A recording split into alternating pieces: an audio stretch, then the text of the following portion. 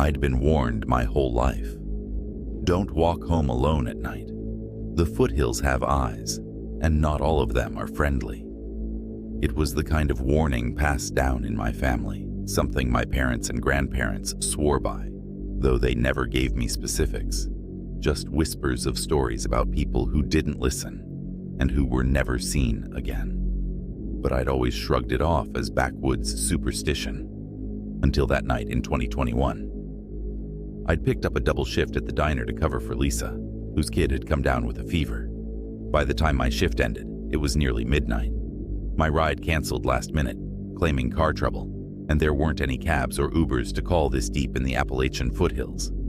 That left me with one option: the shortcut through the woods. It wasn't my first time taking the path. During the day, it was a peaceful walk, the kind of place where sunlight filtered through the trees and you could hear the gentle babble of a creek nearby. But at night, the woods felt different. The darkness pressed in like a living thing, swallowing the faint moonlight. I started walking, keeping my eyes down and my pace brisk. My boots crunched on the gravel, and the cicadas were out, filling the air with their shrill, rhythmic hum. It was a little unnerving how loud they were, like they were trying to drown something out. About halfway home, I heard it, a faint whistle. It was off tune, a strange, lilting melody that didn't sound quite right. At first, I thought it might have been a bird, but it was coming from deeper in the woods to my right. I stopped, straining my ears. The whistle cut off abruptly, leaving the forest deathly silent. I told myself to keep walking. It was probably just the wind, or a bird, or some night animal I didn't recognize. I'd barely taken another step when the whistle started again, this time louder and closer. My chest tightened. I didn't turn my head to look. Instead, I picked up my pace, forcing my boots to move faster, though every instinct screamed for me to run. My grandmother's voice floated into my mind, something she'd told me when I was a kid. If you hear a whistle in the woods, don't answer it. Don't even look. Just leave. The whistle stopped again. The silence this time felt heavier, more oppressive. I risked a glance over my shoulder. The path behind me was empty, but shadows pooled thick beneath the trees, and I couldn't shake the feeling that something was watching me. I pressed on, gripping my phone in my pocket. No service, of course. There never was this far out. The whistle started again. This time it wasn't behind me. It was ahead. My stomach dropped. I froze, staring into the darkness that swallowed the path. My phone's flashlight barely penetrated the gloom, but in the faint beam, I saw movement. Something pale shifted between the trees. It wasn't human. It was too tall, too thin. Its limbs were wrong, too long, like they were stretched beyond what bones should allow. And its face, God, its face was blank. Just smooth, pale flesh, where eyes and a mouth should have been. It didn't move toward me. It just stood there, its head tilted slightly, as if it were listening. I couldn't breathe. My mind screamed at me to run, but my legs were frozen. The whistle came again, softer this time, and I swear it came from that thing, though it didn't have a mouth. Finally, my body obeyed. I turned and ran. The sound of my boots pounding the gravel echoed in the night, louder than my ragged breaths. I didn't dare look back. The whistle followed me, rising and falling, a twisted mockery of a tune. It was closer now, as if it were right on my heels. The cabin came into view, its porch light glowing like a beacon. I sprinted up the steps and fumbled with the key, my hands trembling so badly I dropped it twice before shoving it into the lock. I threw the door open, slammed it shut, and locked it. My chest heaved as I pressed my back against the wood, clutching the key like it was a lifeline. For a moment, there was nothing but silence. I let myself hope it was over, Then from the other side of the door came the whistle. Soft, slow, mocking. I backed away, my knees threatening to give out. Grabbing the shotgun my dad always kept by the fireplace, I pointed it at the door, waiting. But the door didn't move. The whistle continued, circling the cabin now, moving from window to window, and then it stopped. I didn't sleep that night. I sat in the living room, clutching the shotgun and staring at the door until dawn. When I finally worked up the courage to step outside, I found muddy footprints circling the cabin. They weren't human. The prints were too large, the toes elongated and clawed. I never walked home at night again.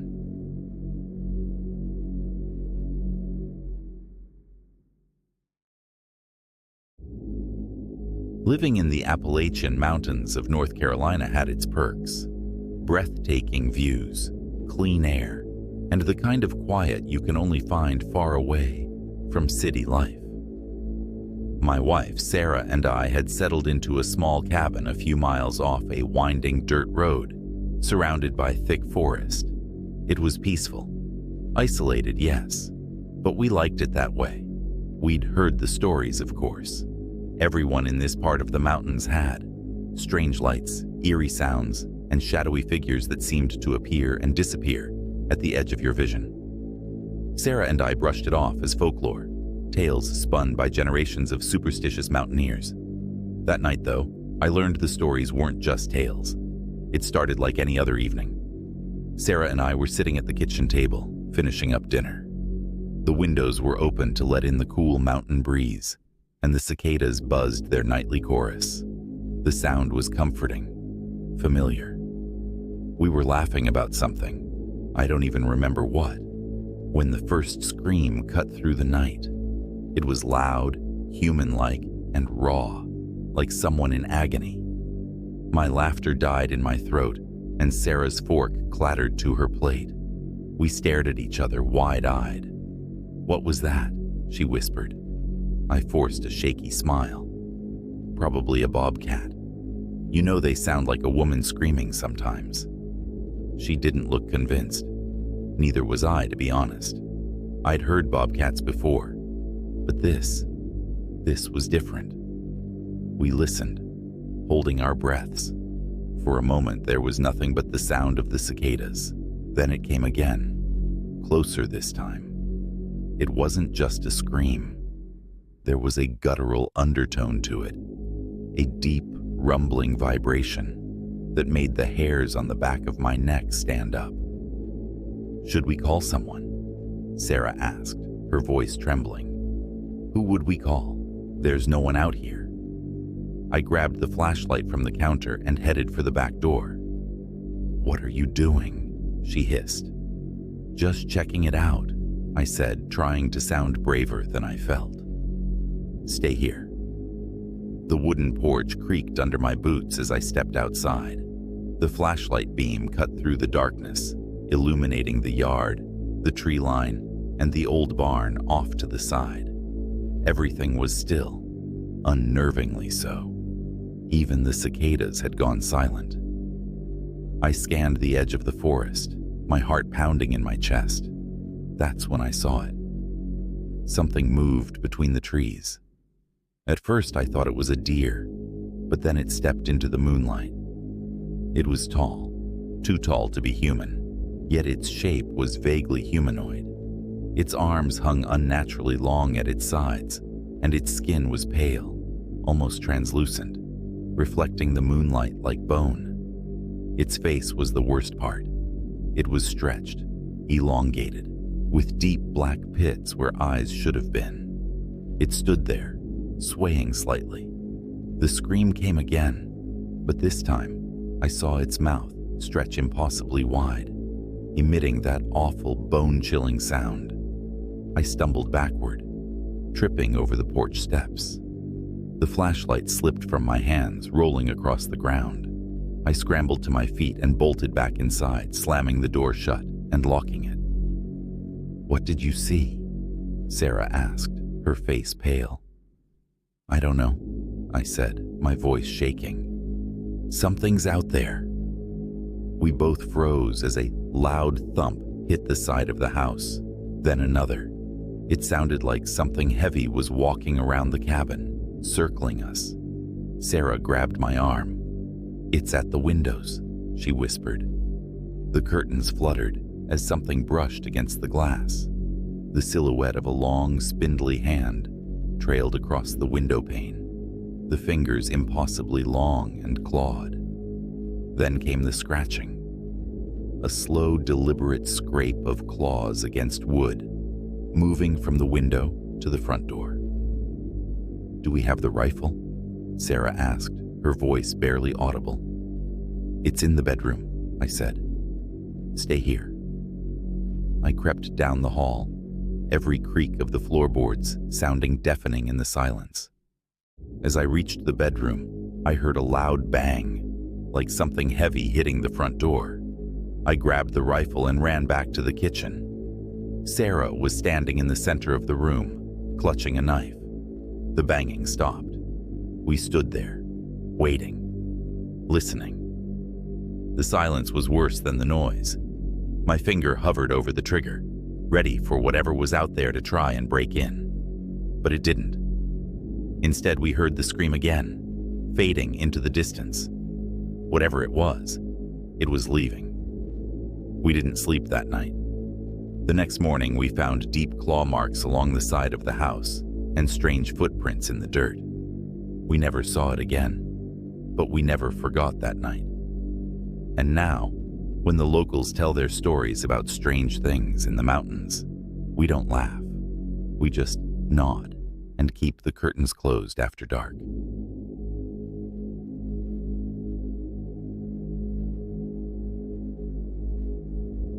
Camping in the Smoky Mountains had been on my bucket list for years. There was something about the wild beauty of Tennessee's rugged Appalachian terrain that called to me. A solo trip under a canopy of stars, surrounded by nothing but towering pines and the whisper of the wind that sounded like paradise. I arrived at the trailhead early that morning, my pack heavy with supplies, my spirits high. The ranger had warned me to stick to the marked trails, reminding me of the dangers of the wilderness, but I laughed it off. I wasn't a novice. I'd camped in remote places before, and nothing had ever gone wrong. The hike to my chosen spot was breathtaking. The trail wound its way through dense forest, the trees towering above like ancient sentinels. By the time I reached a clearing beside a bubbling creek, the sun was beginning to set, casting golden light across the landscape. I set up my tent, built a small fire, and settled in for the night.